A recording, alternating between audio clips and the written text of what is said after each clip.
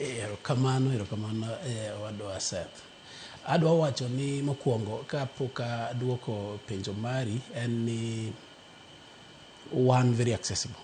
Gima jowa ok ong'eyo en ni giparo ni one expensive.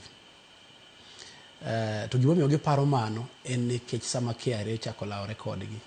Ka KRA osechako lawore kodi to yudi ka in gi $2 million mowinjo ichul, ka ang' ibiro ira takoni ni mondo alosni wach mar $2 million ni kang'iyo kaka chik ondiki gi kaka bedo, onego bed ni miya aluf moro kata mana aluf moro 100 kata 200,000 moro kore kwa chak ng'iyo wachno. Mane momiyo gineno ni nengo wa tek. To mane en sama koro isekoso bedo gi sheria, isekoso luwo sheria. Nyiso ni ne ok comply.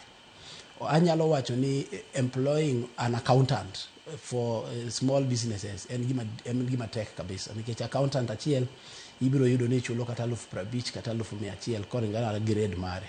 To kichulo 100,000 mondo mi otimni accounting utieki, ibiro yudo ni in gi like 1.2 million e higa. Mano samoro ng'ama nigi ohala matin ok nyal yudo.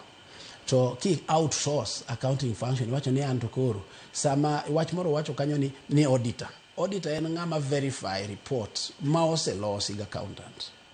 Koro kama gojo ohala matindo piny en niya, gin ging'iyo accounting services ma gibiro godo irwa kaka auditor ma biro verify wach. Onego akwayo gi ni mondo ging'iye kaka nitie functions adek mar audit firms. One gi audit ma en verification of financial statements e dho kisungu, to wan gi ng'iyo tax, weche mag osuru, to wan gi timo accounting ma en keeping records.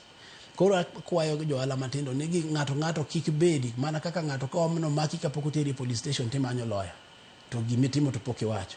Emomiyo kichako biashara kapok itimo gimoro amora, many accountant. Accountant ni biro konyi keep records kapok auditor obiro mondo verify records. Accountant can be inyalo outsource accounting function kata 20,000, 40,000, 50,000.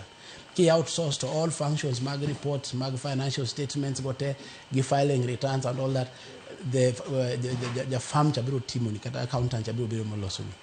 Kaduogi penjo mari mokwongo mane wacho ni to taxes mage ma jo ohala matindo onego bed ni comply go. Adwa wacho ni biro luwore gi biashara ma itimo in iwuon. But mokwongo wan gi turnover tax. Turnover tax en tax ma ichulo 3% mar